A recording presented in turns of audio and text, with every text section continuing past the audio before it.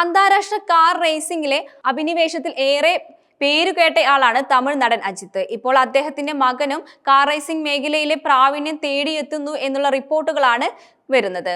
അജിത്തിന്റെ മകൻ അശ്വിക് ആത്മാർത്ഥതയോടെ ഒരു റേസ് കാർ ഓടിക്കുന്ന പുതിയ വീഡിയോ സോഷ്യൽ മീഡിയയിൽ ഇതിനകം വൈറലാണ്. അടുത്തിടെ നടൻ ചെന്നൈയിൽ കുടുംബത്തോടൊപ്പം ഒരു സ്വകാര്യ റോസ് ട്രാക്ക് സന്ദർശിച്ചിരുന്നു. ഈ സമയത്താണ് എല്ലാവരും അത്ഭുതപ്പെട്ടുകൊണ്ട് ആദിക് റേസ് കാർ ഓടിച്ചത്. വളരെ മികച്ച രീതിയിൽ നിയന്ത്രണങ്ങളോട് കൂടെ തന്നെയായിരുന്നു അവൻ റേസ് കാർ ഓടിച്ചത്. പെട്ടെന്ന് തന്നെ വൈറലായി ആ വീഡിയോ.